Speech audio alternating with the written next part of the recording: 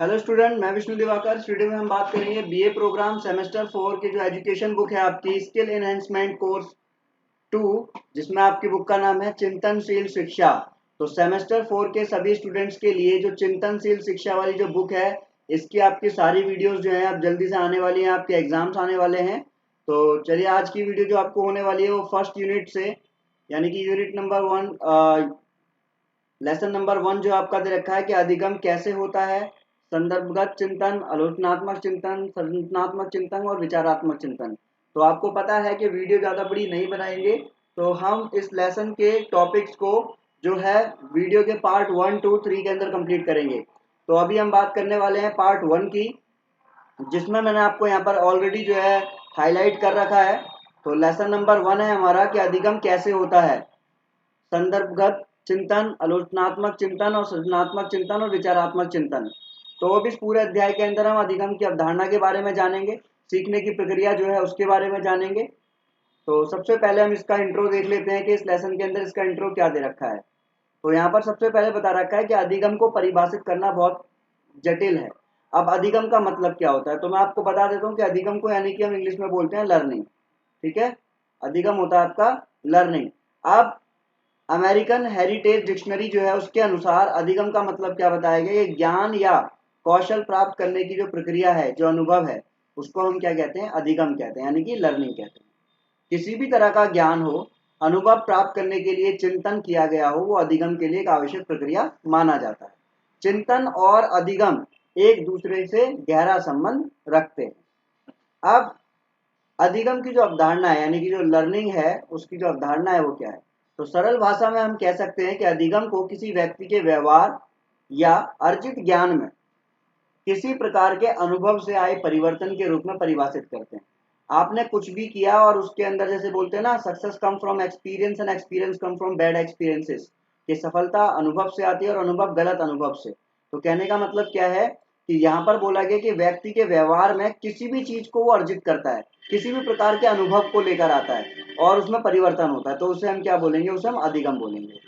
अब आगे जो रॉबर्ट गैगन जो है उन्होंने बताया है कि मानव स्वभाव या क्षमता में परिवर्तन के रूप को ही परिभाषित करते हैं और एक समय अवधि में बना रहता है, जो केवल एक विकास की प्रक्रिया का वर्णन नहीं है। इंसाइक्लोपीडिया ऑफ ब्रिटेनिका ने बताया है कि अधिगम को ऐसे परिभाषित किया गया है कि व्यक्तिगत अनुभव के परिणाम स्वरूप व्यवहार में आए परिवर्तन को अधिगम कहा जाता है। व्यक्ति का जो अनुभव है, उसका जो रिजल्ट निकलकर सामने आया और व्यवहार के अंदर जो भी परिवर्तन आया, वो सब अधिगम कहलाता है। जब कोई जीव अपने व्यवहार को देखकर और देख और बदल सकता है, तो इसे सीखना कहा जाता है, यानी कि जिसको लर्निंग कहा जाता है, अधिगम कहा जाता है। तो अब देखते हैं, यहाँ पे सबसे पहले बताया गया कि सीखना व्यवहार में बदलाव से संबंधित है। इसका अर्थ है कि सीखने के बाद शिक्षार्थी कुछ ऐसा कर सकते हैं जो सीखने से पहले नहीं कर सकते थे, है ना।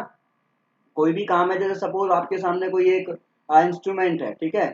अब कोई आपके सामने एक इंस्ट्रूमेंट है और ये इंस्ट्रूमेंट आपको सबसे पहली बार दिया गया, तो सिंपल सी बात है कि आप उस चीज को नहीं कर पाओगे अच्छी तरीके से, पर सीखने के बाद आप उसको कर पाओगे। दूसरा, व्यवहार में परिवर्तन लंबे समय के लिए और अपेक्षाकृत स्थायी होता है।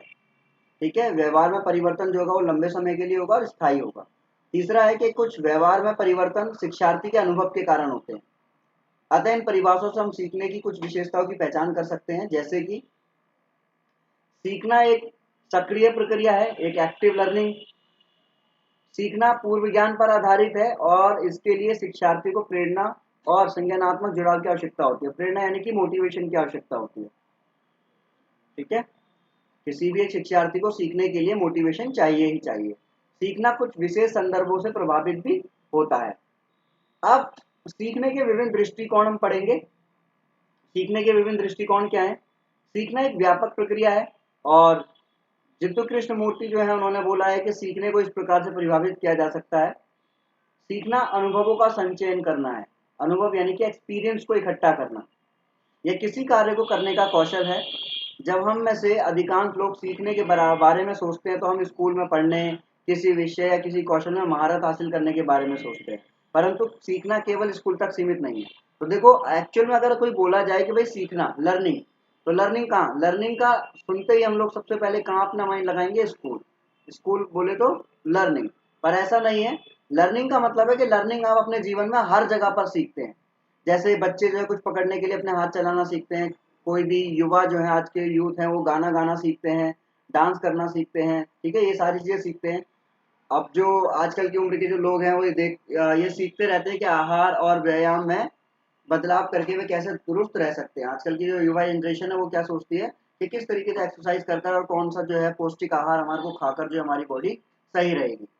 तो इस तरीके से जो है ये हमारा सबको सीखना होता है। अब सीखने को अलग अलग समय पर अलग अलग प्रकार से भी परिभाषित किया गया है। अब सीखना हर जगह पर एक जैसा नहीं है। सीखने की सबसे जो प्रारंभिक व्याख्या है वो अरस्तू और प्लेटो और लॉक ने की है। उन्होंने क्या बोला है, प्लेटो ने बताया कि पूर्व ज्ञान को बहुत महत्व दिया है उन्होंने, और उनके अनुसार हम केवल तभी सीख सकते हैं जब हमें पहले से ही उस किसी चीज के बारे में ज्ञान हो। तो ये उनकी अपनी खुद की सोच है, उन्होंने अपना अपना पर्सपेक्टिव बताया है कि भाई आप वही चीज सीख सकते हो जो आप पहले से जिसके बारे में थोड़ा सा ज्ञान हो। पर मेरे हिसाब से ऐसा नहीं है, क्योंकि अगर आपको आप वो चीज मतलब अगर आपने कोई नया इंस्ट्रूमेंट सीखना है, ढोलक सीखनी है, तबला सीखना है, और आपने पहले कभी उसके बारे में कोई ज्ञान ही नहीं है, आपको उसके बारे में कुछ आपने सुना ही नहीं कुछ भी, तो आप उसको सीख सकते हैं। ठीक है, ऐसा नहीं है कि आपको पहले उसका ज्ञान होना आवश्यक है।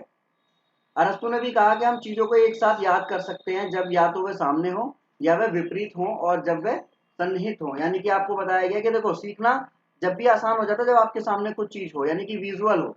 वो बोलते हैं ना, हम लोग मूवीज देखते हैं तो बहुत जल्दी समझ में आ जाता है चीजें, है ना। मूवीज देखते हैं, सुनते हैं तो सब कुछ दिखाई देता है, सुनाई देता है, तो समझ में आ जाता है। तो सीखने का जो व्यवहारवादी दृष्टिकोण है, नंबर वन, तो 1990 के दशक के प्रारंभ में व्यवहारवाद की उत्पत्ति हुई थी और 20वीं सदी के प्रारंभ में इसका प्रभाव बढ़ता चला गया। व्यवहारवाद के अनुसार ही पर्यावरण से जो प्राप्त उद्दीपन है और व्यक्ति के अवलोकन योग्य प्रतिक्रियाओं के बीच में जो अर्जन और शुद्धिकरण और संबंधों के कारण सीखना व्यवहार में परिवर्तन है। अब देखो यहाँ पर जो जितनी भी चीजें मतलब जो पर्यावरण से हमें मिलती है उसका जो हम लोग रिस्पॉन्स ले रहे हैं, उसका जो भी काम कर रहे हैं, ठीक है, वो सब चीज का संबंध किस चीज से है? अर्जन क्या, अर्जन का मतलब क्या होगा? एक्वायर करना, ग्रहण करना किसी चीज को, है ना, एक्वायर करना। आगे देखते हैं सिद्धांत को कुत्ते पर, देखो यहाँ पर कुत्ते पर लागू किया गया था। कैसे? यहाँ पर बताया गया कि भाई जो एक डॉगी है, अब उसको क्या बोला गया इस सिद्धांत को कुत्ते पर, पावलोव के अनुसार उन्होंने बताया कि जिसमें भोजन को उद्दीपक के रूप में प्रयोग किया गया था कि भाई भोजन जो है ये एक मेन है, और उसको पुराने उद्दीपक के साथ में जोड़ा गया था। अब एक घंटी थी और जब उन्होंने घंटी बजाना शुरू किया तो कुत्ता लार नहीं टपका रहा था। ठीक है, यहाँ घंटी की आवाज तटस्थ उद्दीपक है, अब उसको नहीं पता घंटी की आवाज क्या है, क्यों है। फिर उस कुत्ते को खाना खिलाया गया, उसकी प्रतिक्रियाएं कुत्ते का लार टपकाना थी, और यहाँ भोजन क्या था? उद्दीपक था, और लार टपकाना बिना शर्त प्रतिक्रिया थी। अब उसके बाद में क्या हुआ, ऐसा कई बार दोहराने के बाद कुत्ते ने घंटी की आवाज सुनते ही लार टपकाना शुरू कर दिया। ठीक है, तो घंटी के बाद की जो प्रतिक्रिया है अब वो क्या बन गई है? अब वो एक शर्त बन गई है बिना शर्त के, यानी कि जो उद्दीपक है यानी कि वो भोजन और घंटी की आवाज के बीच के संबंध को वो समझ चुका है। और बाद में पिछला जो उद्दीपक है यानी कि घंटी की अकेली प्रतिक्रिया को प्राप्त कर सकता है, और उसके बाद में क्या हुआ, उसने उस चीज को ग्रहण कर लिया। ठीक है, तो ये आपका क्या कहलाता है? ये आपका व्यवहारवादी, कि उसके व्यवहार में आ गया यानी कि उसको समझ में आ चुका है। ठीक है, दूसरा आपका संज्ञानवादी। इसमें क्या बोला गया है? संज्ञानवादी यानी कि संज्ञानात्मक मनोविज्ञान ने मानसिक संरचना पर एक जोर दिया है और जिसे व्यवहारवादियों ने पूरी तरह से अनदेखा किया। ये 1950 के दशक के अंत में विकसित हुआ। अब संज्ञानात्मक मनोविज्ञान शिक्षार्थियों और उनके व्यवहार को वातावरणीय उद्दीपक के परिणाम के रूप में देखने से शिक्षार्थियों को चयन करने, उद्दीपकों से अर्थों का निर्माण और अनुभवों से ज्ञान प्राप्त करने के लिए योजनाओं, इरादों, लक्ष्यों और विचार, यादों और भावनाओं के स्रोतों के रूप में देखने से है। ठीक है, तो संज्ञानवादी ये सब इसमें आता है। जैसे कि मैंने बोला कि कंप्यूटर, ये सिद्धांत जो है कंप्यूटर से प्रभावित है। जैसे ये कंप्यूटर की तुलना मानव मस्तिष्क से करता है। कंप्यूटर की तरह ही हम किसी भी सूचना के संसाधक हैं जो कि ज्ञान को अवशोषित करते हैं और उस पर संज्ञानात्मक कार्य करते हैं। इसे हम अपनी स्मृति में रखते हैं और इस दृष्टिकोण से हम ज्ञान का अर्जन करते हैं, और ज्ञान में परिवर्तन ही हमारे व्यवहार में परिवर्तन का कारण बनता है। तो ये हमारा दूसरा है संज्ञानवादी दृष्टिकोण। उसके बाद में अगर हम बात करें यहाँ पर, तो तीसरा आपका सीखने का संरचनावादी दृष्टिकोण। तो यहाँ पर सीखने का संरचनावादी दृष्टिकोण जो है वो क्या कहता है, तो देख लेते हैं। संज्ञानात्मक मनोविज्ञान के बाद में संरचनावाद 1970 और 80 के दशक में उभर के सामने आएगा। इस सिद्धांत के अनुसार शिक्षार्थी ज्ञान के निष्क्रिय प्राप्तकर्ता नहीं थे, यानी कि डायरेक्ट उनको जो है फाइनली उसका ज्ञान प्राप्त नहीं हो रहा था, बल्कि वे सक्रिय रूप से ज्ञान का निर्माण करते हैं। वह परिस्थितियों से अंत क्रिया करने के दौरान अपने मस्तिष्क की संरचना का उपयोग करके ज्ञान का निर्माण करते हैं। अब वे इस बात पर जोर देते हैं कि एक व्यक्ति कैसे अपना ज्ञान, विश्वास और सद्धारणा और उनके आधार पर सीखता है। दूसरी तरफ वाइगोत्स्की जो है वो क्या बताते हैं कि सरोकार सामाजिक अंतक्रिया और संस्कृति है जो किसी व्यक्ति को कुछ सीखने और उसके व्यक्तिगत विकास को आकार देने में मदद करती है। तो उनका मानना क्या है कि सामाजिक क्रियाएं जो है, सांस्कृतिक क्रियाएं जो है वही व्यक्तिगत विकास को जो है आकार देने में मदद करती है।